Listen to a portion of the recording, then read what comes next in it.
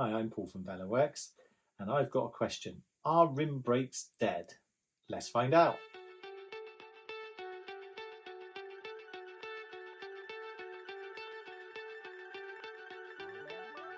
So if you follow the trends of the bike industry and listen to all the latest bike industry chat, you would think that rim brakes are completely dead and there's none in existence and no one has them anymore. It's all about disc brakes. But let's find out what our perspective is as an active bike shop on whether rim brakes are dead or not. So the quick answer, no, rim brakes are certainly not dead. We work on rim brake bikes, we sell loads of rim brake wheels all the time. Sometimes, certain times of year, there's real runs on rim brake wheels, sometimes it's all disc brake wheels. So from our perspective, no. Let's have a chat about what are the benefits, pitfalls maybe, of rim brakes and how long do we think they're going to be around for.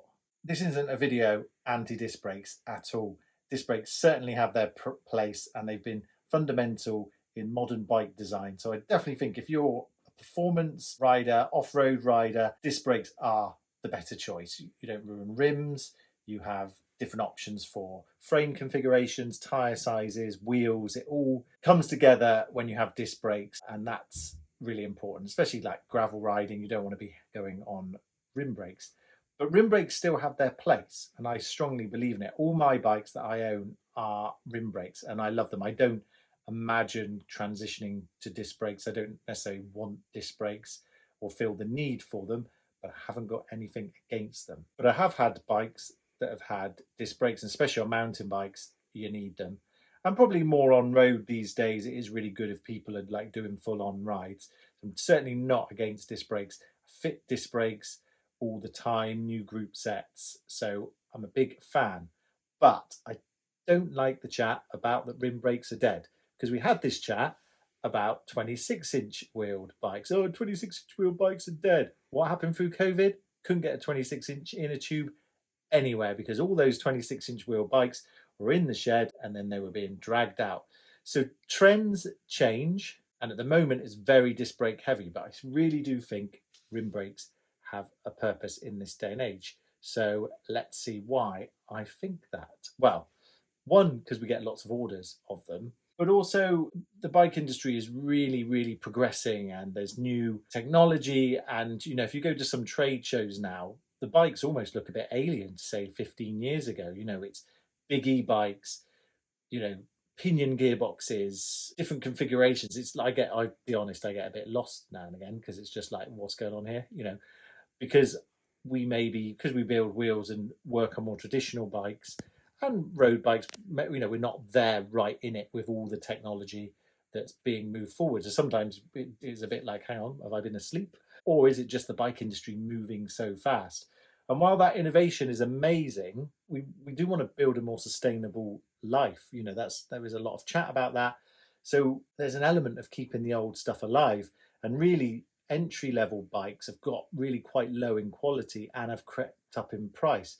So there's definitely a thing at the moment where if someone's got a really nice rim braked bike, it's worth keeping and investing and buying new wheels and making sure that it runs well. So I do really think that they still have a purpose. We don't build bikes, but I do wonder if you had a better quality frame, wheels and bits like that, whether actually you could do away with the disc brakes and actually have a nice set of V brakes instead, because cheaper cable disc brakes are kind of useless really. They don't do what they're meant to do. Hydraulic ones are much better. Isn't it better to make a quality bike? Temple Cycles, I do come back to in quite a lot of my videos.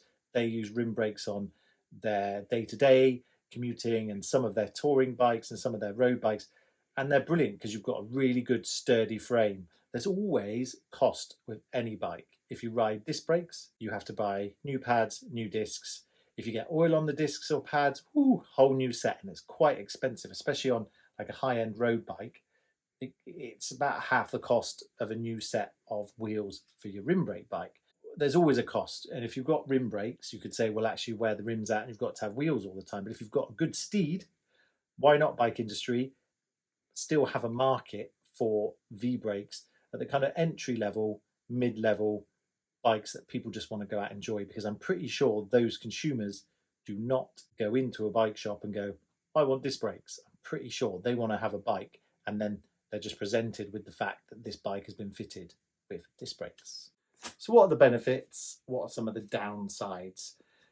The benefits are rim brakes, depending on the braking system. Now I'm going to talk about mid to higher end brakes. I'm not a big fan of any cheap parts, and I'm certainly not a big fan of cheap rim brakes that are made of cheese. It's just not fun.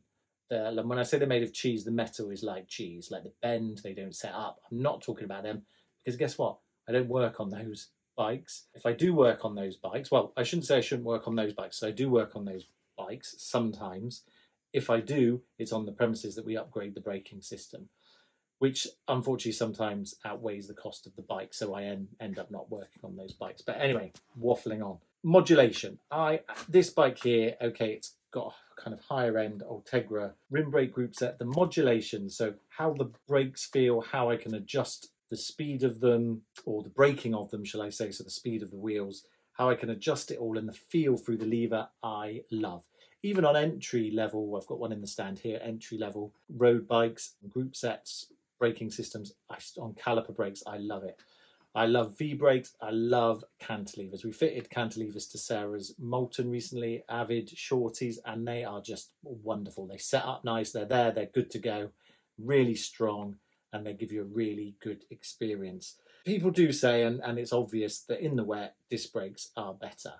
However, I've never felt as though I've needed, especially on my road bike or my touring bikes, I've needed disc brakes in the wet because I'm just ride to the conditions. So if it's super wet, I just make sure that I'm on my brakes more. I make sure that if I have to brake heavy, I kind of do an initial kind of scrape around the rim to make sure that I get all the water off and debris. If we lose control of any bike, usually it's down to rider error, going too fast, not reading the situation. So I think if you fully rely on disc brakes for wet weather, yes, there is a performance value, of course there is, but you still need to be adjusting your braking speed, and it's no different really to a rim brake. But of course, disc brakes will be better. I love building wheels, so I love the fact that I get to treat my bikes to new wheels every few years, and I just love them. There is a cost to getting the wheels and everything set up, but you go through pads less. Depending on where you ride, you can go through pads quite quickly, but generally, I mean, these pads are probably 4 years old, which shouldn't do with replacing, but they're still fine, and they've got loads of life left in them. They're easier to set up. The home mechanic, it's much easier. If you get cable disc brakes, depending on the model, they can be really difficult to set up, and I see a lot of customers have a go and really struggle with pads rubbing, and people give me their bikes and their wheels just don't even move. You got to think that really between the discs and the pads on a hydraulic or disc brake system, there's only a few mil, if that, between them, depending on what's going on, how worn the pads are. So it doesn't take much for them to rub. You do hear a lot of squeaking. Again, if you get oil anywhere near those brake pads and those rotors, you can basically have no braking. And I spend a lot of my year fixing problems with people's disc brakes.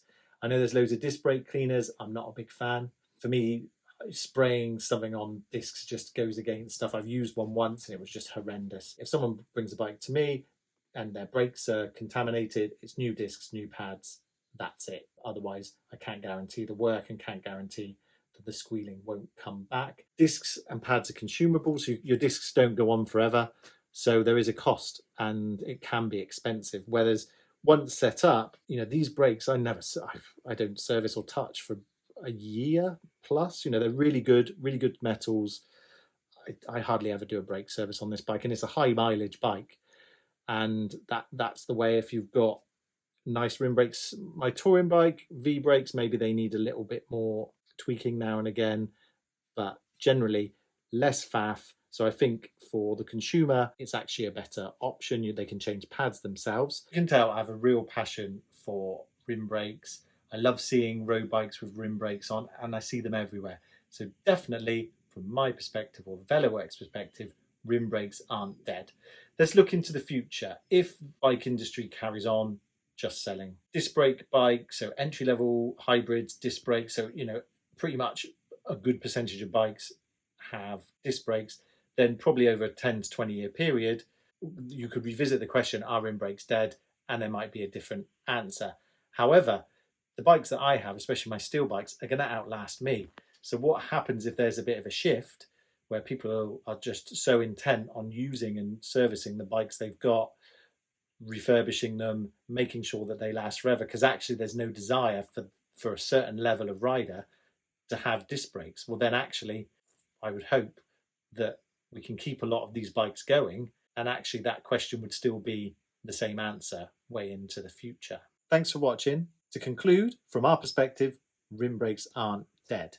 There's certainly a place for disc brakes, hydraulic disc brakes. Definitely rim brakes aren't dead. And from a sustainability point of view, it would be lovely to see that progress into the future, because rim brakes still have their place. Remember, they've been around for over 100 years and we haven't been doing things wrong for over 100 years. So to kind of just write them off over the whole of the industry, I would say probably isn't the right thing to do. But let us know your views in the comments. As always, we'll try and get back to every comment.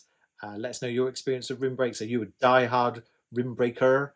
Let's put it that way. Are you a die-hard rim breaker and you just love them?